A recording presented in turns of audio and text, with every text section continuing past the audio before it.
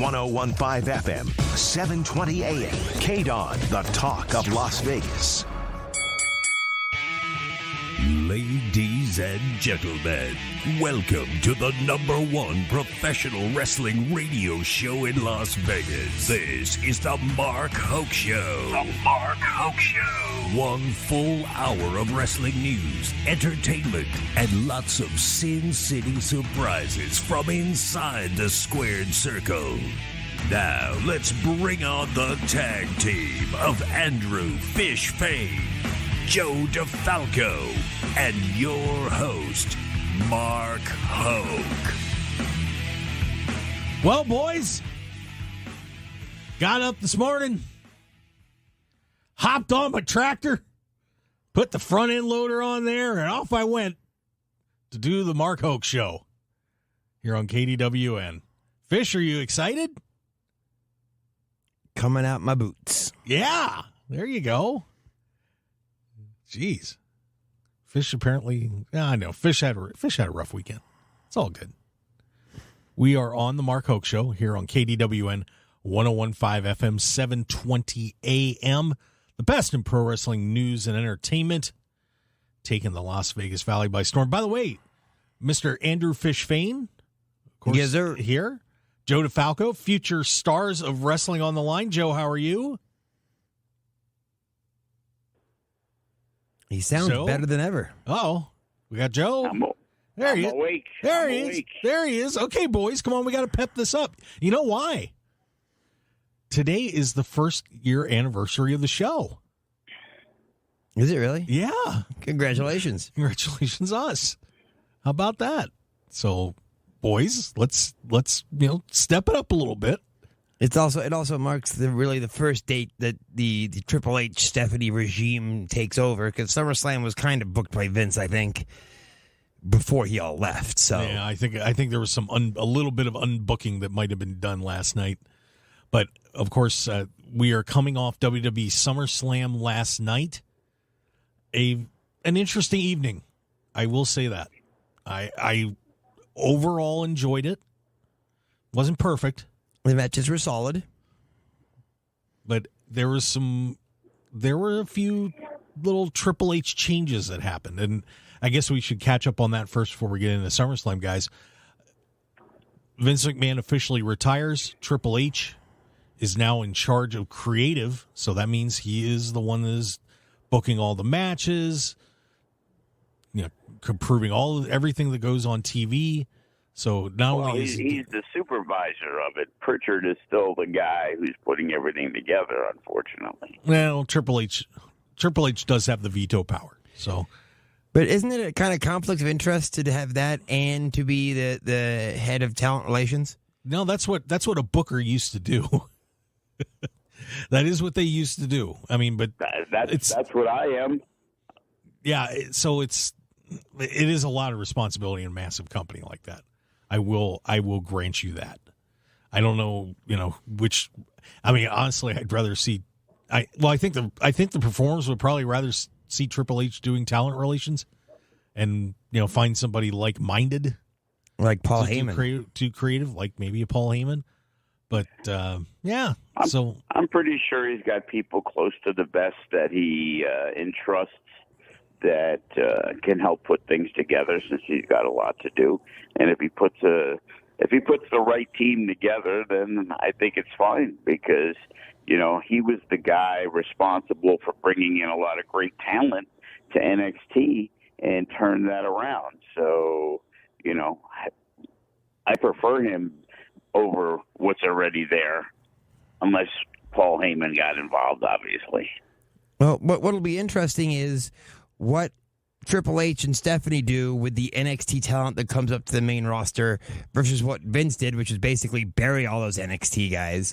And now we'll see what the new NXT crew that come up, because last night, well, I'll let you go into what happened last night. Yeah, and just to finish the thought on Vince McMahon, what it looks like finally forced Vince's hand was they found $14.6 million worth of expenses. Apparently, Vince paid some more people off and didn't include it into their expenses and just paid it.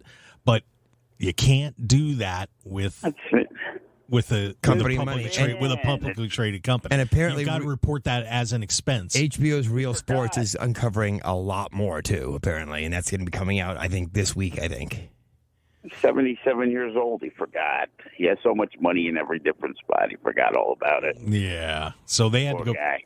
So they have to go back and revamp all of their figures for the past 4 years.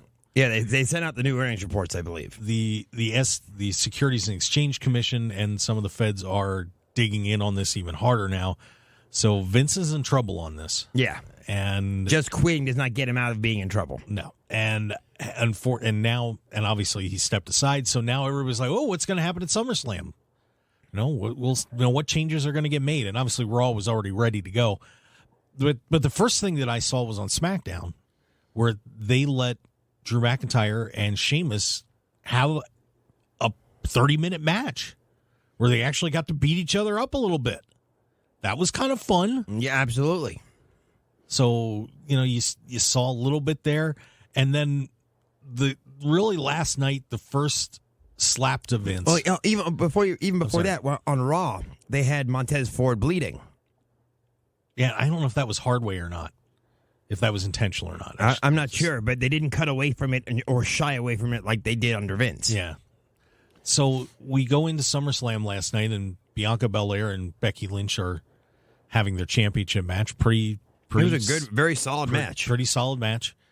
And at the end, of my dear, sweet, bad Bailey comes out, so she's finally back. But this was the fun part. Dakota Kai, they bring out Dakota Kai, who had been fired by the company in April, a couple months ago. She's there. And then they bring out Io Shirai, who's now Io Sky. Change your name. I thought they weren't going to do that anymore. Easier to pronounce. Yeah. So, so now they have a faction, but Shirai had been the NXT Women's Champion for quite a long time, and then disappeared. Yeah, she hasn't been seen since TakeOver at WrestleMania weekend. She was ready to leave if she didn't get pushed up. Dakota Kai was gone. Vince didn't want her around anymore. And now all of a sudden, these two who had been bye-bye Birdie are now hello Bailey. Yeah, they're Bailey's version of Toxic Attraction. So to me, that was the first shot that was fired across the bow to Vince saying, you know what? You let some talented people go. You didn't use them right. I'm going to do it. And it just makes me think about the conversations that may have taken place just between Triple H and Stephanie privately. When the whole thing happened, the Triple H got pulled out of NXT and, watched all the NXT talent that he put together just get shredded. And, man, I can only imagine what he was thinking and saying when all this happened, that he watched all those people that he worked so hard with just get pushed off. Oh, absolutely. And, it also makes you think, what of Johnny Gargano now, who's not been anywhere and not been seen since his contract expired?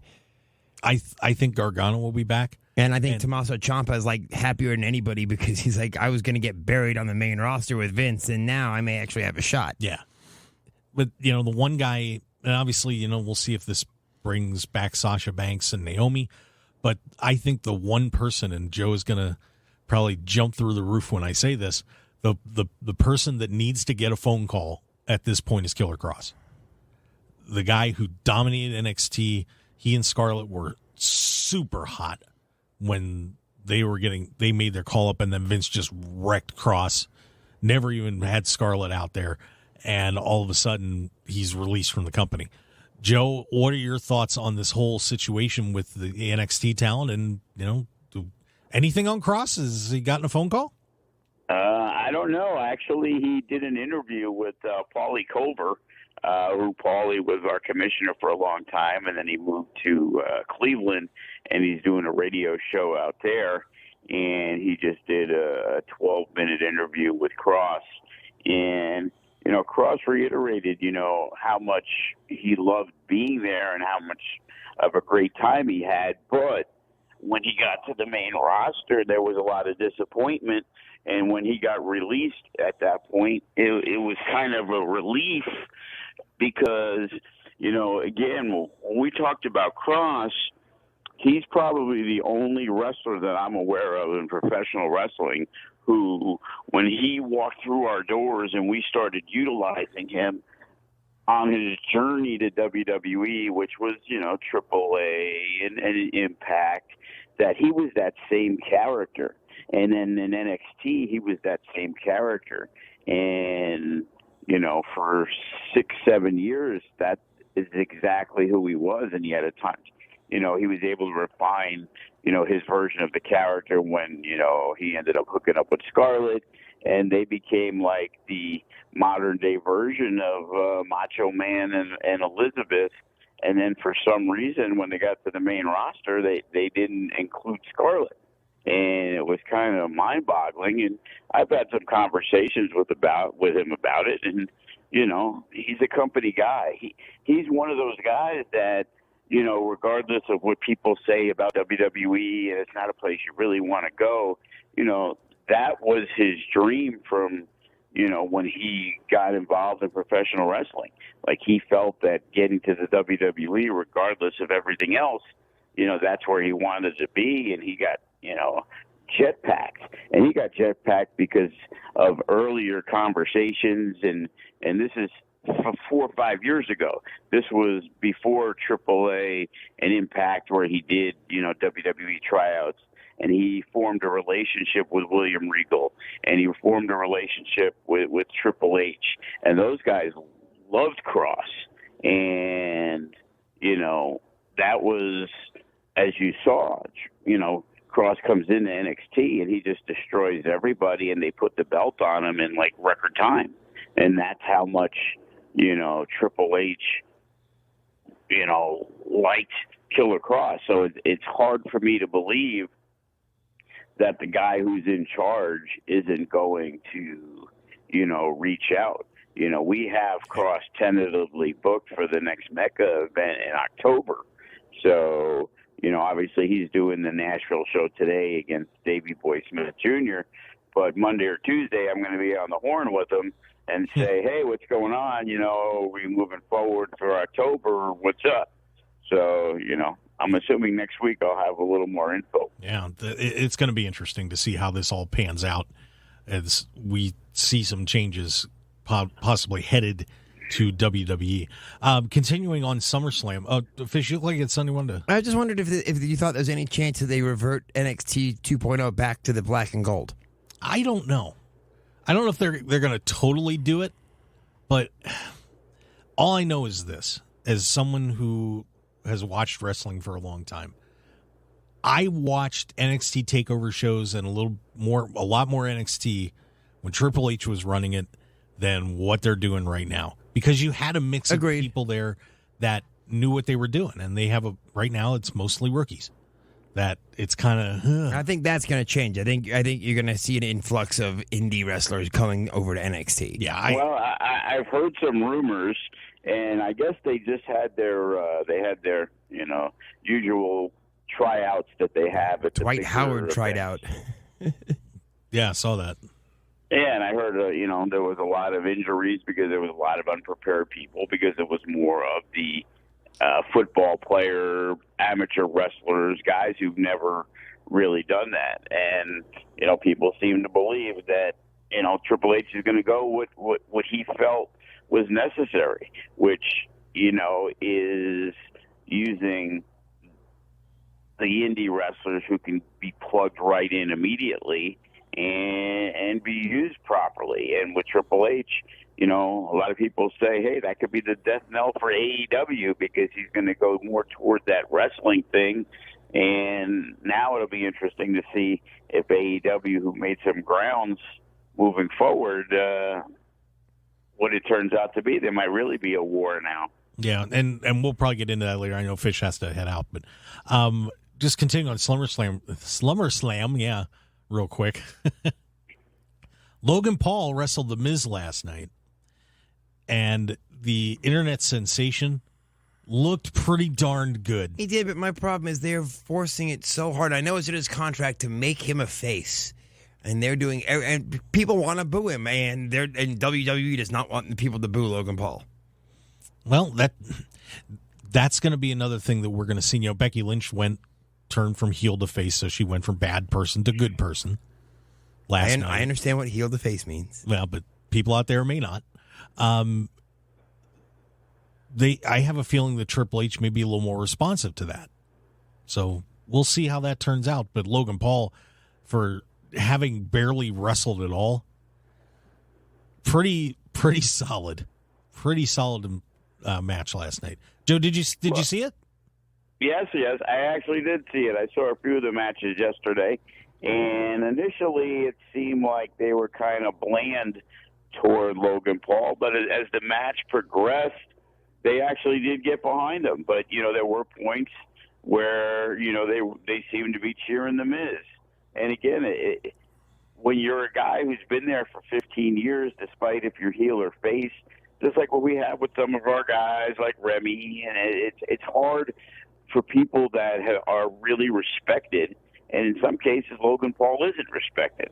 So there's going to be a partial fan base that no matter what you do, push them down people's throats, that people are going to care about Logan Paul. But, you know, it's kind of like McAfee. You see him and you're like, man, this guy, Bad Bunny, you know, they've been very lucky that the last few guys that they've brought in as celebrities have really embraced pro wrestling, and they went out there and they respected the business.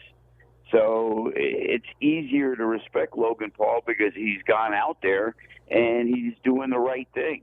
And with a guy like The Miz, and that's why they had Ciampa there, and then they had, you know, Maurice out there, the odds are stacked against him. And when he won, you know, he did get a huge pop. So, yeah, and I think a lot of it is, well, it's a celebrity guy who cares, but he actually has looked good. So we'll see what kind of future he has. You know, if you push AJ Styles, who's loved, trained them, and it turns out they're boys, you know, they're going to try to make it work. And we've seen, you know, Roman Reigns got booed for 5 years as a babyface. Yeah, but if they push him organically, it's one thing. If they force him down our throats, I think that's going to backfire. Well, you know, as Logan Paul grows in the business and has conversations, maybe he'll understand that being a heel isn't so bad. Yeah, it's kind of wide open for this guy, but once again, I think Joe hit it on the head that he has really worked hard at this. And, you know, you don't just do a little 5-star frog splash off the top rope onto a announce table and make it look really, really good if you aren't putting the time in. No, absolutely. So, I mean, he's definitely doing the right things. So, you know, hopefully he wins the respect of the fans for that. And Joe mentioned it too. Pat McAfee's the same way. Yep, McAfee works very hard at it. He won his match last night against Happy Corbin using his punting skills. Yeah. Little whammo to the Huevos Rancheros. Coffin corner punt. Yeah, very nice kick. You mean that heel move by Pat McAfee? Yeah, absolutely. Hey, he's allowed to do it too. You know, Happy was not very nice to him. He wasn't very happy either. You know, so you know, payback's a little rough sometimes. That's weird. The babyface Jay Vidal, No Limits champion, did that to Matt Vandergriff, and people said it was a Jay Vidal heel turn. And that's what happened when Shinsuke did that. Remember back in the day to AJ, when they were battling for the title. Well, and that caused the Shinsuke heel turn. Well, and people hate Happy Corbin. Yeah, well, yeah. I mean, to his credit, and you got to give the guy credit. He's embraced every character he's ever had. He works hard. He goes out. He does what he's asked to do, and he does it to the best of his ability. Yep. And that you can't fault him on. You know, and you can't teach that. That is true. So some credit to Happy Corbin last night. Lashley beat Theory. No surprise there. Since Theory won the Money in the Bank briefcase, he has not won a match. Unbelievable. Oh, he never will until he actually cashes in, and even then, you know, who knows if he's going to win. But it's like, man, they're doing him no favors, making him he's going to be the face of the company, boy, winning 2025. Yeah, this is I do not like where this is going. Mysterio's beat Judgment Day last night, and Edge shows up basically appearing to now be Satan Yeah. I don't know if there's any other way to put it. He's a little demonic. Nice spear. Yeah, look good, but the judgment. Can't believe Dominic didn't turn heel. What's up? It's going to happen. Just wait for it. Oh, man. Any minute. Poor Andrew Fishfane. By the way, this is Mark Hoke on the Mark Hoke Show here on KDWN 101.5 FM 720 AM, along with Andrew Fishfane and Joe DeFalco from Future Stars of Wrestling. Yeah, they're really going on the long play for Dominic. The long play. It's a long play for Fish. It could be a super long play, but I got time. Judgment Day dead. I mean, what's the deal with these guys? Do you think that this has just been badly played, guys? It has, but I think that Triple H can revive it. He just has to handle it the right way. I think he has to expand the group and give them a purpose. When they had Edge, they had a purpose. Now they have no purpose. Yeah, they have no leader. Finn Balor has been portrayed as pretty much a bum for the last 3 years. Like, why are we supposed to take him serious? Like, he was been castrated, from what he's been. Finn Balor has no juice whatsoever, and Damian Priest hasn't really done anything since they gave him that initial push that they really was like, I was like, wow, they're really pushing this guy hard. I'm surprised. And then all of a sudden it's like, the thing with Edge I thought was going to be perfect for him and Ripley to, get to that next level. They had Ciampa, like people had said was going to happen. And it was like, this is a great opportunity for the younger people to be involved with a guy like Edge, who's a Hall of Famer. Yeah, Rhea Ripley's looking more like a leader in that group than the other two. So, I don't know. I think this may have, unfortunately, run its short course. Usos get the win last night, knocking off Yon Street Profits. That was the result that disappointed me the most, I think. I would like to have seen the Street Profits get that win. Yeah, it was pretty pointless to have that next match that nothing happened. Yeah, and honestly, that is the match at Money in the Bank was a lot better than this one. Not that this was a bad match or anything, but the Money in the Bank match was significantly more up to standard than this one. But that's when I was talking about in the past about like changing things on the fly. Like if the Street Profits would have won the titles at that show, that would have been huge. And it almost became like an afterthought having this match, and then they lose anyway. Yeah. So it was like, what was even the whole purpose? And then we were waiting for the split that never happened. Right. Yeah. So that took care of that. We're running a little low on time here. Liv Morgan and Ronda Rousey. Ronda Rousey goes bad. She pulled a Ken Shamrock and went crazy at the end of this one. So it was bound to. It kind of had to happen. Although I was shocked that we didn't see Charlotte. Joe, what were your thoughts about finally getting Ronda Rousey going bad? Yeah, in my head, I was like, okay, Rousey's not going to win. How are they going to position that? And then it was like, Charlotte's probably going to get involved, which would mean we got to have Charlotte and Rousey again anyway. So at least they've done something different with that. And, from what I saw and what people seem to say, that, they didn't really take to her turning heel like, oh, my God, I can't believe it. Yep. All right, guys, we got to head to break here. Fish, we will wish you the best today. Thank you, sir. I appreciate it. Have a fun afternoon. Woohoo. All right. And by the way, don't forget, we would certainly appreciate you giving us follows on Twitter. Fish is at thefish1969, FSW Vegas for Joe. And you can follow us on Twitter at Mark Hoke Show, Facebook, The Mark Hoke Show, podcasts at markhokeshow.podbean.com. So check all that out. And by the way, we got a new sponsor. We'll hear about that when we come back. And then we're going to talk about this main event. Farm equipment, baby. Yeah. Nothing like it.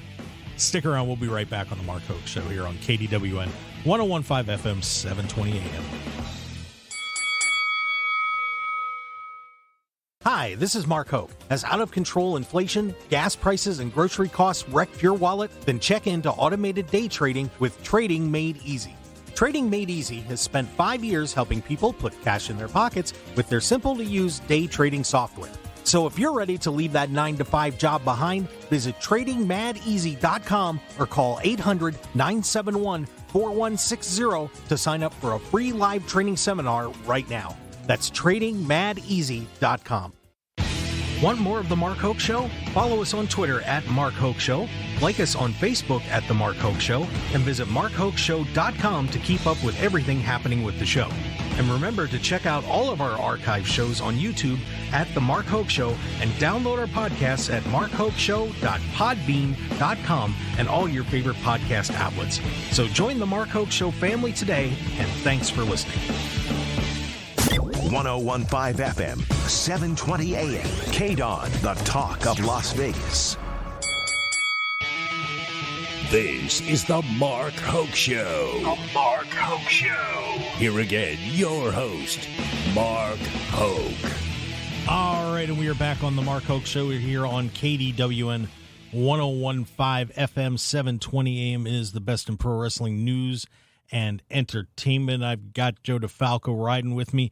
And hey, everybody, we all know times are tough right now, right? Inflation is out of control. Gas prices are through the roof. Your grocery costs are just absolutely blowing your wallet up. So why don't you do something about it? You want to get some money in your pocket? Here's a chance to check out automated day trading with Trading Made Easy. It is super simple. They have spent 5 years helping people put cash in their pockets with their simple-to-use day trading software. They've got people all over the world using this. It's time to give up that 9-to-5 job, put some extra money in your pocket. You know, if you want to do it part-time, full-time, doesn't matter, but you're probably going to want to do it full-time because you're going to be making some good money. So you have a chance right now. You can go to TradingMadEasy.com. It's so simple. They drop that. You don't even need the extra E in there. TradingMadEasy.com. Or call 800-971-4160. You can sign up for a free live trading session, see what it's all about. Get in there, guys. They're local right here in Las Vegas, and you promise you it's going to be the best call you ever made. TradingMadeEasy.com or TradingMadEasy.com. Check them out at TradingMadeEasy.com. All right, Joe. We get to the main event, and Brock Lesnar rolls out a tractor with a front-end loader on it, and all hell breaks loose in this match. The ring gets lifted off the ground. There's debris everywhere. Of course, last man standing match, no rules. Austin Theory gets beat up. The Usos get beat up. Paul Heyman gets beat up. Everybody's dead. Roman Reigns finally gets the win after they bury Brock Lesnar under a ton of junk. Overall, I thought a pretty good match. I think some unique entertainment. Can't say I've ever seen a tractor used in a match before. No, that was a cool spot. Yeah. And lifting the ring up. I mean, if you go back and you watch it and you see some of the pictures, the one corner of the ring is literally lifted off the ground. Oh, watching Reigns, it was like he fell off a cliff. The crowd went crazy for it. So I guess that means it worked. I was going back and forth with my kid because he was at his buddy's house watching the show. And it was like, the first thing I wrote was like, this is the longest Brock Lesnar match I think I've ever seen. That is true. They gave him plenty of time out there. And I thought it was, I wish that the other Lesnar Reigns matches recently would have been as good as this one. Because now, to be very honest with you, I wouldn't mind seeing them go at it again down the road. I wasn't excited about this match, but this was very unique. Hard hitting. I thought it was a very enjoyable match. Austin Theory tried to cash in the Money in the Bank and got clobbered. With everybody down, it didn't work out, but he didn't make the cash in, so he still has the Money in the Bank briefcase. Heyman did a couple of great spots in there and took a nasty bump on the announce table. I really thought this was one of the better main events they've had on a WWE premium live event for quite a while. Well, it also goes to where I got home. I left to go out for a while, and I came back, and it was like 7:08. And I'm like, let me check and see if that match is still, or 8:08. And I'm thinking, okay, it's 3 hours plus, there's a good chance it might be over. And then I remember looking at the clock on the computer, and they were still going, and it was like 8:32. And it was like, I don't know when the match started, but I'm like, wow, they're like 25 minutes in, and they probably went another 5. But like, that match was a minimum of 30 minutes. And it's hard to get a classic main event match when Brock Lesnar is involved, because usually it's extremely fast-paced. And even when, him and Drew, when they did the title change, it was 5 or 6 minutes. So it's just like big bang boom. I get it. It's the UFC style, 2 big heavyweights. You can win at any time.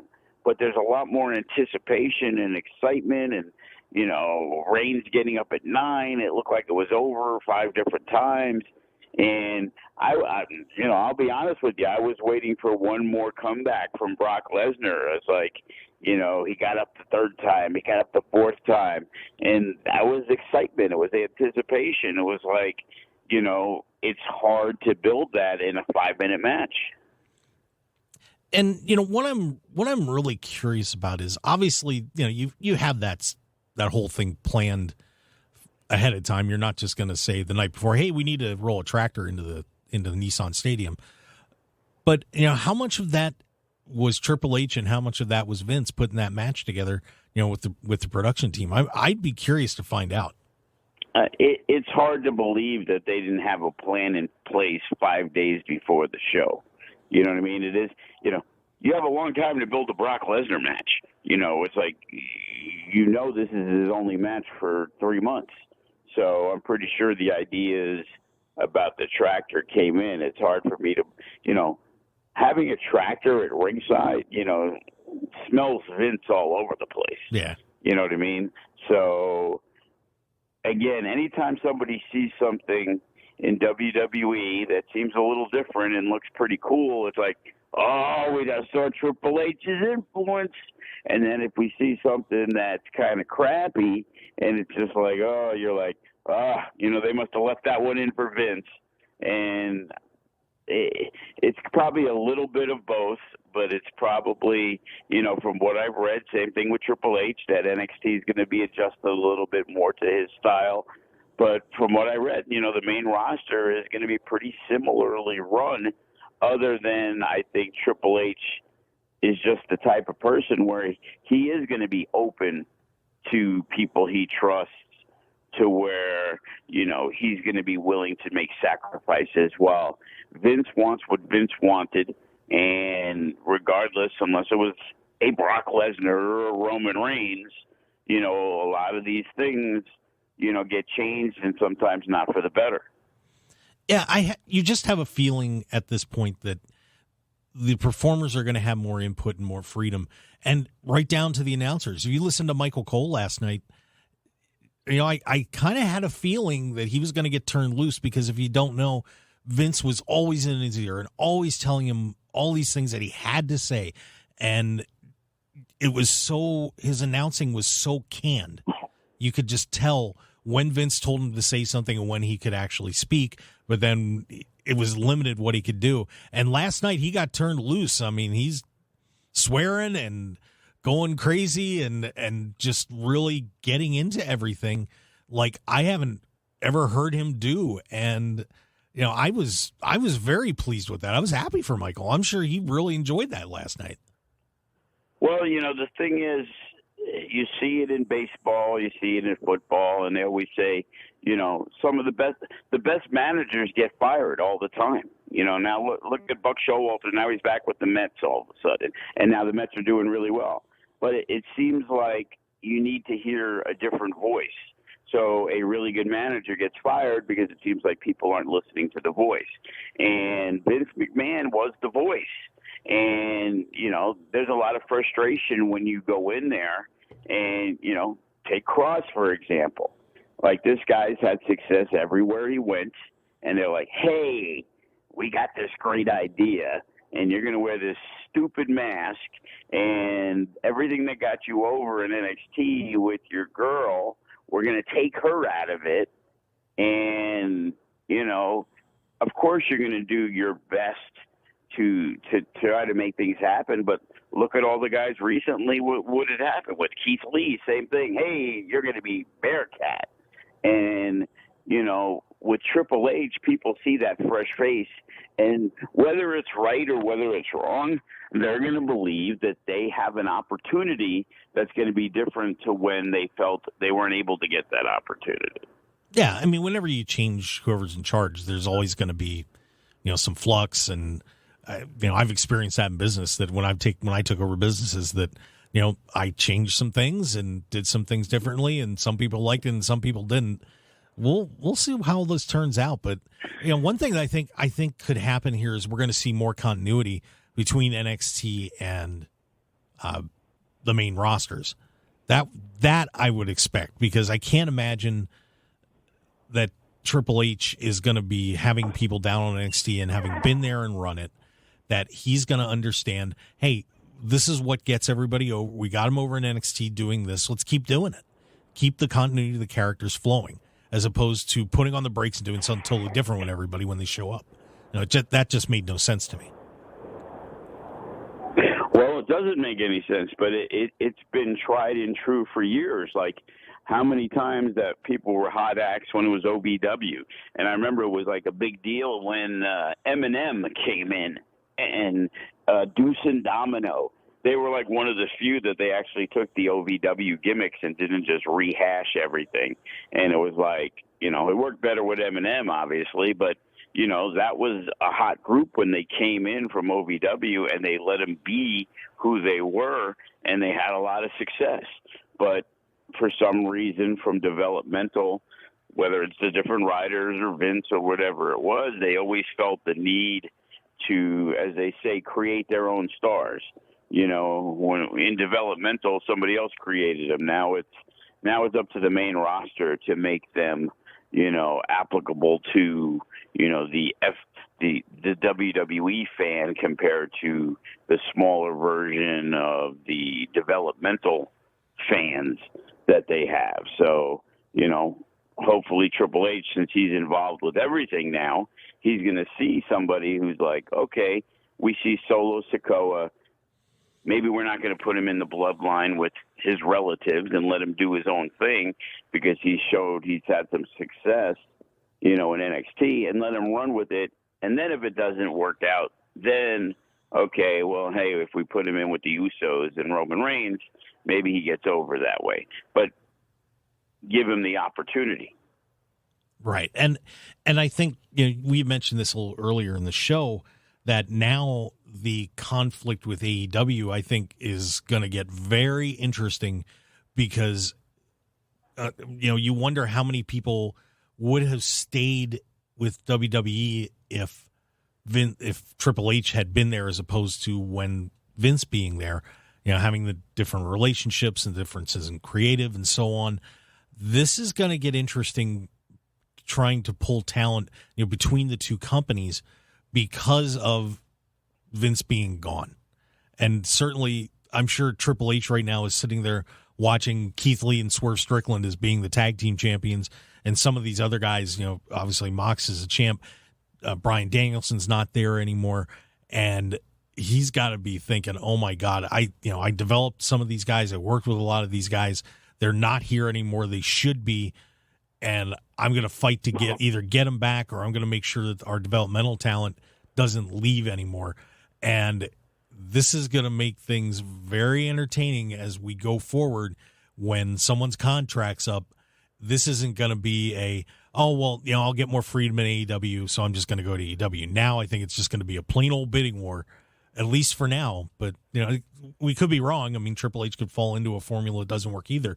But right now, I think performers should be very optimistic about how their paychecks are going to look if they have a choice to go between AEW and WWE. In some cases, I don't think it has anything to do with money. Did William Regal sign a one-year contract? Well, that he's now 4 or 5 months in. In 7 months, him and Triple H, they were Siamese twins, basically, joined at the hip. I don't think William Regal is going to be like, well, I need an extra $500,000 to come over. I think if he's available and Triple H wants him, he's going to go there because the loyalty's there. If it wasn't for Triple H, he may not have been in the business for the last 15 years. And, It's guys like Road Dogg who go online and saying, hey, I'm begging Tony Khan for a job. I see what they're doing, and I really think I could help their TV. Does he backtrack now that Triple H is back in charge and say, you know what, I'm going to go back and work with my boy? I went back because of him, and I was part of the SmackDown writing team, but I just couldn't take it anymore. Now, all of a sudden, he's going to have more free reign with Triple H. Does he say, hey, you know what, I'm going to go back? It's curious to see the guys who don't have full-time contracts that were perceived. You can't do much. Keith Lee was perceived as a Triple H guy, but he signed whatever, a 2 or 3 year deal. He ain't going anywhere. It's all those guys that are in limbo who may have signed a 1-year contract to, where are they going to go? I can't worry about a Bryan Danielson going anywhere because he probably signed for 3 or 4 years. CM Punk ain't going anywhere. But what about all those other guys that, have been kind of roaming around and taking part-time gigs and things like that? Like, we see the wrestling business. It's all based, and not partly, it's all based on who you know, who you're friends with, and that's how you get jobs. Yeah, it'll be fun to see how everything moves forward in the next 6 to 12 months or so. We'll keep our eyes peeled, of course, here on the Mark Hoke Show on KDWN 101.5 FM, 720 AM. I'm Mark Hoke, along with Joe DeFalco of Future Stars of Wrestling. And, of course, make sure you check out what Joe's got going on at FSW. Go to FSWVegas.com. Some great cards coming up. We've got training if you want to become a wrestler.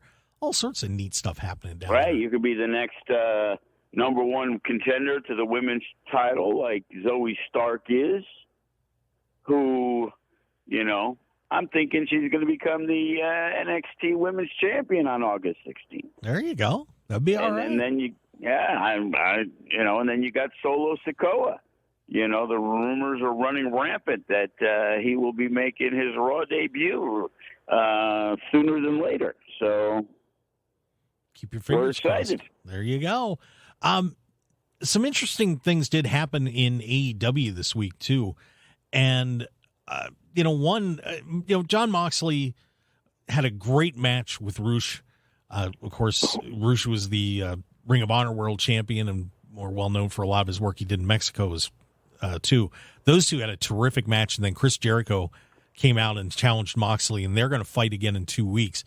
Joe, do you think that there's any chance that they might make a switch, and the way things have been going with the Jericho Appreciation Society, that Chris Jericho might end up winning the AEW Interim World Championship? I wouldn't.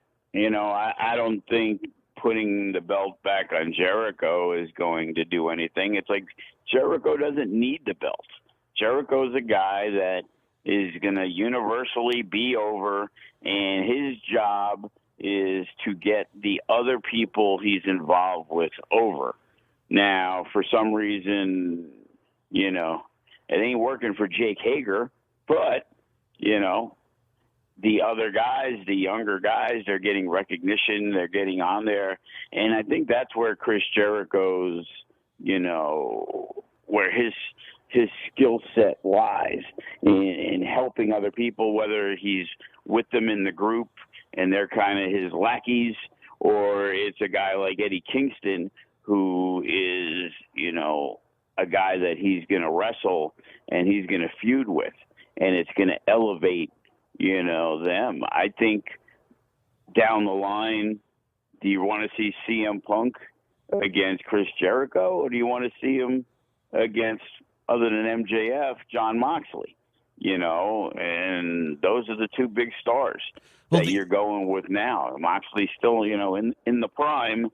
That's the main event match you would think you want to set up. When you have the interim title, usually the guy who wins the interim title ends up facing the guy who is considered the champion when the time is right. So, Well, the only reason that I bring that up is Punk is still not close to coming back. He's didn't sound real good when he did that interview at Comic-Con. But would a bridge from Moxley to Jericho, then to Eddie Kingston, and then you set up Eddie Kingston against CM Punk, who Punk's been dropping his name for a year now. Would that be something that could work if, putting Eddie Kingston over as the interim champ and then having those two, having him and Punk face off? It could, but Eddie Kingston always seems to be the guy that comes up just a little short in these situations. We talked about it last year. It was like, here was a guy that, when you talk about organically, all of a sudden, Eddie Kingston became this guy that, the working class man. He's been doing it for so long. He hasn't gotten the breaks that, maybe could have taken him to the top. Sometimes it was his fault. Sometimes, it was other situations. And sure, but does that mean we have to have another, Eddie Kingston and Chris Jericho kind of ran their route? Are they going to do it again? Yeah, and the reason I just mentioned that too is because the barbed wire match that they had, was, shall we say, there was a Jericho one, but we'll call it inconclusive. So I wouldn't be surprised if they maybe pulled that string again. But you mentioned Jericho putting it over other talent as well. We had two guys, really young guys, step up on AEW on Dynamite this week. Ricky Starks had an amazing promo. He lost the FTW title, and then Hobbs turned on him, but did an amazing promo. And then Daniel Garcia in the Jericho Appreciation Society gets the win on Bryan Danielson. Two guys that AEW has been grooming for a while. That are they finally coming into their own here? I'll be honest. I thought it was kind of odd that they had Danielson lose, in that situation. So, I've been seeing some comparisons. Oh, that would never happen in WWE. I can't believe it. Well, again, everything's based on the bigger picture. So Danielson loses, but where does that take them? I saw Shelton Benjamin, I believe, beat like Shawn Michaels on Monday Night Raw, and in the big picture, it didn't mean anything. So, it's what happens after the fact. Ricky Starks, how many times is Taz's people going to turn on the other guy? I'm not sure that was a necessary move, but I may not be the biggest fan of Hook, so maybe that's why. And, of course, Hook ended up winning that FTW title, so the title that his father created is now in the son's hands, and the handsome devil is now getting a chance to run around with a belt. That should be something to see, to say the least there, too. So, yeah, and one thing I wanted to ask you about, too, Joe, since you do booking, Bryan Danielson played up the concussion issue in that match. Of course, Bryan's had a lot of trouble with concussions and neck issues, and during the match, he was running and then dropped to his hands and knees, and as he went through the match, was feigning that he was having issues with his head. And I don't know how I really felt about that, because I think it's one thing to pretend that your knee is messed up or something like that, but given the seriousness of concussions and how it's really, you have the CTE issues and so on with football players. You've had, of course, and then you think of Chris Benoit. I don't know if that is necessarily the right way to go, because if you're playing that out, then you're saying, well, the doctors let him in there too early. Obviously, he was okay. He wouldn't have gotten cleared, but I don't know. It seemed to me that just wasn't. While it seemed clever on the surface, I don't know if that's the right thing to do, to fake a head injury like that. Well, in wrestling, that's how it is. I remember Scott Hall walking to the ring, and he was portraying a drunk individual, yet we had known about so many of his issues because of alcohol. But they thought if it played into a storyline and it would work, then let's do it. Hey, Edge, really did cheat on his best friend. With his best friend's girlfriend. Hey, let's make it a storyline. Wrestling is always doing that. And, if they can use that as a starting point for something, I guess, you got to wait and see. Yep. Let's see how it plays out. All righty. Well, guys, thank you very much for listening. We do appreciate it. Joe, and of course, Andrew Fish Fain. I'm Mark Hoke. Make sure you follow us on Twitter at Mark Hoke Show, Facebook, The Mark Hoke Show, markhokeshow.podbean.com, and all your favorite podcast outlets to check out those podcasts. We appreciate you listening all over the world. Las Vegas, have a great Sunday, and we will see you next weekend on The Mark Hoke Show.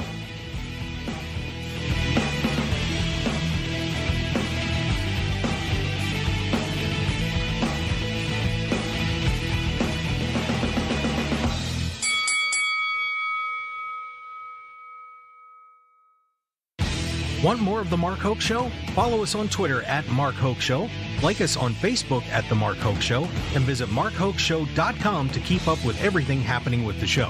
And remember to check out all of our archive shows on YouTube at The Mark Hoke Show, and download our podcasts at markhokeshow.podbean.com and all your favorite podcast outlets. So join The Mark Hoke Show family today, and thanks for listening.